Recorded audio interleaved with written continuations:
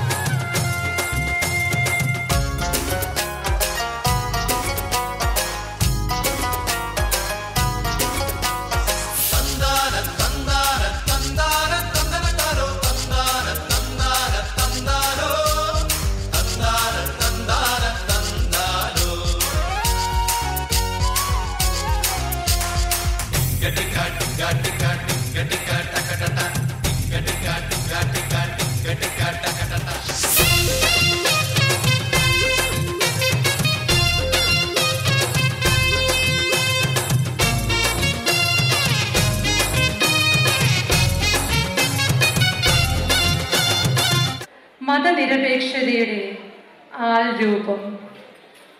സംഗീതം, നാടകം, സാഹിത്യം, നവോത്ഥാനം, ചരിത്രം. ആലപ്പുഴയുടെ നേതൃനിരയെ ആദരപൂർവ്വം വേദിയിലേക്ക് ക്ഷണിച്ചുകൊള്ളുന്നു.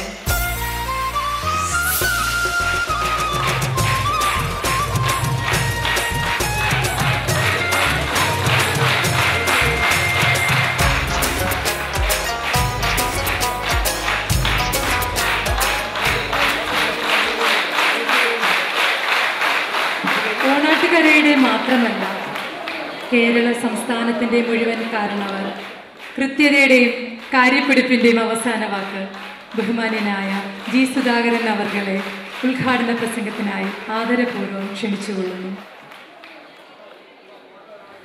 ഞങ്ങളുടെ പാർട്ടിയുടെ സംസ്ഥാന സമ്മേളനം എവിടെയാണ് നടന്നത്? CPM-ന്റെ ഈ ഹാളിലാണ്. ഈ കഴിഞ്ഞ സംസ്ഥാന സമ്മേളനം നല്ലൊരു ഹാൾ, ഐശ്വര്യമുള്ളൊരു ഹാളായിരുന്നു.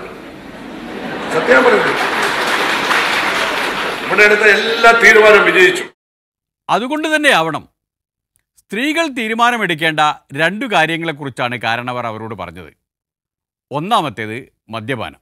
ചില ആളുകളുടെ ധാരണ ഇടതുപക്ഷ ഗവൺമെന്റ് മദ്യപാനത്തിന് അനുകൂലമല്ലേ? അല്ല, പൂർണ്ണമായും എതിരാണ്. നമ്മുടെ മുഖ്യമന്ത്രി അടക്കം ഞങ്ങൾ ആരും മദ്യപിക്കുന്നവരല്ല. ഞാൻ ഇന്ന് വരെ മദ്യപിച്ചിട്ടില്ല. എനിക്കൊട്ട് താല്പര്യമില്ല. പിണറായി വിജയൻ മദ്യപിച്ചിട്ടില്ല. മന്ത്രി TP രാമകൃഷ്ണനില്ല. ഞങ്ങളാരുമില്ല. ഇവിടെയൊക്കെ അധ്യക്ഷയും ജില്ലാ പഞ്ചായത്ത് പ്രസിഡന്റും വൈസ് പ്രസിഡന്റും ആരും മദ്യപിക്കുന്നവരല്ല. നിങ്ങൾ ആരും സ്ത്രീകളാരും മദ്യപിക്കത്തില്ല. പുരുഷന്മാരെ പറ്റി ഉറപ്പ് പറയാൻ പറ്റില്ല. ആരെങ്കിലും ഉണ്ടെങ്കിൽ ഇതോടുകൂടി അങ്ങ് അവസാനിപ്പിക്കണമെന്ന് നിങ്ങൾ അഭ്യർത്ഥിക്കാം. പക്ഷെ അതൊരു മഹാപാപമാണെന്ന് ധരിച്ചു കളയരുത്. അങ്ങനൊന്നും ഞങ്ങൾ അഭിപ്രായമില്ല. നമ്മുടെ വീട്ടിൽ നമ്മുടെ അച്ഛനോ അമ്മ, സ്ത്രീകൾ പൊതുവെ മദ്യപിക്കത്തില്ല, വളരെ വളരെ കുറവാണ്. 1% കേരളത്തിലുണ്ടേക്കും. ആരെങ്കിലും മദ്യപിച്ചാൽ അതൊരു പാപമാണെന്നുള്ളതല്ല, ആവശ്യമില്ലാത്തൊരു കാര്യമാണ്. ഇത് ആരോഗ്യത്തിനോ ജീവിതത്തിനോ യാതൊരു ആവശ്യവുമില്ലാത്ത ഒരു അനാവശ്യമാണെന്ന ബോധമാണ് വരുന്നത്. അനാവശ്യമായ ഒരു കാര്യം പാപമാണെന്ന് പറയാനാവില്ല എന്ന് പറഞ്ഞാൽ ഒരുപക്ഷെ എല്ലാവർക്കും മനസ്സിലായി എന്ന് വരില്ല. ഇവിടെയാണ് നമ്മുടെ സ്വാമിമാരുടെയും മഹർഷിമാരുടെയും ഒക്കെ ജീവിതം മാതൃകയായി വരുന്നത്. ചില സ്വാമിമാരെ കണ്ടിട്ടില്ലേ? അവർ അനാവശ്യമായ ചിലതൊക്കെ ചെയ്തെന്ന് വരും. അത് പക്ഷേ പാപമാണ് എന്ന് പറയാനാവില്ല. കാരണം അത് ഭാരതീയ പാരമ്പര്യത്തിൻ്റെ ബാക്കിയാണ്. നിങ്ങൾ നമ്മുടെ മഹർഷിമാർ നല്ലൊരു സെറ്റ് മദ്യപാനികളായിരുന്നു, അറിയത്തില്ലേ? പിന്നെ ഇപ്പം ടെലിവിഷൻകാർ കൊടുക്കും മഹർഷിമാർ മദ്യപാനികളായിരുന്നു ജി സുധാകരൻ എന്നല്ല ഞാൻ പറഞ്ഞത്.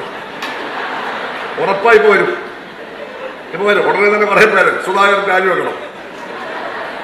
ഞാൻ പറഞ്ഞതല്ല. സാധാരണഗതിയിലുള്ള പാനീയങ്ങൾക്കുപരി പ്രകൃതിയിൽ നിന്ന് കിട്ടുന്നതാണ് ഈ വീരാൽക്കൃത്വം. അന്ന് കൊട്ടോടിയും കഞ്ചാവും പിന്നെ ആനമയക്കൊന്നുമില്ല. മരങ്ങളുടെ നീരാണ്, അല്ലെ മരത്തിൽ നിന്നുണ്ടാവുന്ന നീരാണ്. ഇത് പ്രകൃതി വിഭവമാണ്. കുറച്ച് കൂടുതൽ കഴിച്ചു കഴിഞ്ഞാൽ പ്രശ്നമാണ്. അതിനാണ് മധു എന്ന് പറയുന്നത്. മനോഹരമായ പദവില്ലേ സാഹിത്യത്തിലെ, നമ്മുടെ വേദത്തിലെ. മധു എന്ന് പറഞ്ഞാൽ മദ്യമാണ്.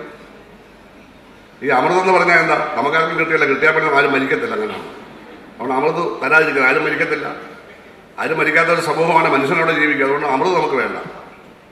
ഇതിനെല്ലാം ലേശവിധി ചേർക്കും. അപ്പൊ ഞാൻ പറയുന്ന പ്രശ്നം ഇതെല്ലാം നമ്മൾ മനസ്സിലാക്കണം. അതുകൊണ്ട് പിന്നെ മഹർഷിമാരെല്ലാം കള്ളുടിയന്മാരല്ല. അതൊരു നിവേദ്യമാണ്. ഒരു നിവേദ്യം. ഇപ്പോഴും ചില അമ്പലങ്ങളിലൊക്കെ ഇത് വെച്ച് ചെയ്യും.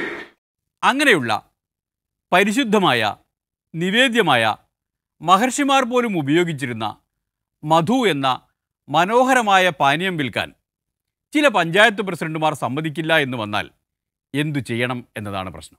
ചില പഞ്ചായത്ത് പ്രസിഡന്റുമാർ കാര്യം മനസ്സിലായിട്ടില്ല. എന്റെ പഞ്ചായത്ത് ഞാൻ സമ്മതിക്കത്തില്ല എന്നൊക്കെയാണ് ചിലർ പറഞ്ഞത്. അതായത് എന്റെ പഞ്ചായത്ത് ഏതാ? പാർട്ടി ഏൽപ്പിച്ചതല്ലേ ഈ പഞ്ചായത്ത്. എന്റെ പഞ്ചായത്ത് മേളിൽ നിന്ന് പഞ്ചായത്ത് വേണ്ടി ജനിച്ചതാ. സത്യമല്ലേ? പല ഇടതുപക്ഷ CPM പഞ്ചായത്ത് പ്രസിഡന്റുമാര് നിയമവിരുദ്ധമായിട്ട് പ്രവർത്തിച്ചല്ലേ? ഇല്ലെന്ന് ചോദിക്കുകയാണ്. 353 ചെത്തുതൊഴിലാളികളുടെ പാവപ്പെട്ട ഒരു ഗ്രാമത്തിലെ ഒരു പഞ്ചായത്ത് പ്രസിഡന്റ്. ആ തൊഴിലാളികളൊന്നും പൊതുവെ മദ്യപിക്കത്തില്ല. ഒരു കള്ള് ഷാപ്പ് സ്ഥാപിക്കാൻ സമ്മതിച്ചില്ല. മനുഷ്യ ചരിത്രത്തിലൂടെ പുറകോട്ട് സഞ്ചരിച്ചാൽ അങ്ങനെ പലതും കാണാനുണ്ട്. മഹർഷിമാരെ മാത്രമല്ല, മാതൃദേവതമാരെയും കാണാം. ഒരു 10,000 വർഷമെങ്കിലും ആധുനിക മനുഷ്യന് ചരിത്രമുണ്ട്. അതിനു മുമ്പ് മനുഷ്യൻ മൃഗങ്ങളെ പോലെ ആയിരുന്നു എല്ലാവർക്കും അറിയാം. മനുഷ്യന്റെ സമൂഹമായി ഓർഗനൈസ് ചെയ്യപ്പെടാൻ തുടങ്ങിയ കാലം മുതൽ ആദ്യകാലത്ത് അതിന്റെ നേതൃത്വം സ്ത്രീകൾക്കായിരുന്നു, പുരുഷനായിരുന്നില്ല. അതാണ് മാനവരാശിയുടെ ആദ്യത്തെ നേതൃത്വപരമായ ഘടന. അതുകൊണ്ട് തന്നെ നരവംശ ശാസ്ത്രജ്ഞന്മാരും ചരിത്രകാരന്മാരും സാമൂഹ്യ ശാസ്ത്രജ്ഞന്മാരും മാട്രിയാർക്കൽ സൊസൈറ്റി, അതാണ് ആദ്യം ഉണ്ടായത്. സമൂഹം മാട്രിയാർക്കൽ, അമ്മയെ, മദറിനെ ആശ്രയിച്ചായിരുന്നു.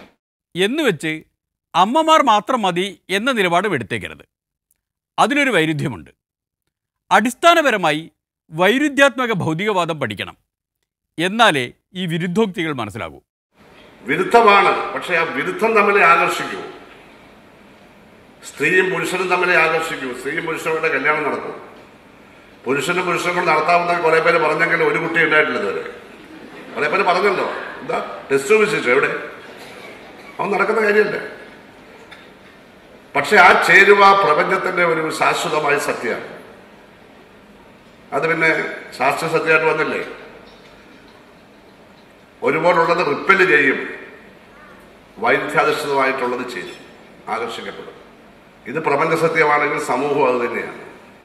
ആയതിനാൽ അതിരു കവിഞ്ഞ ശാസ്ത്രീയ പരീക്ഷണമൊന്നും ജീവിതത്തിനു മേൽ വേണ്ട എന്നാണ് പറഞ്ഞു വരുന്നത്.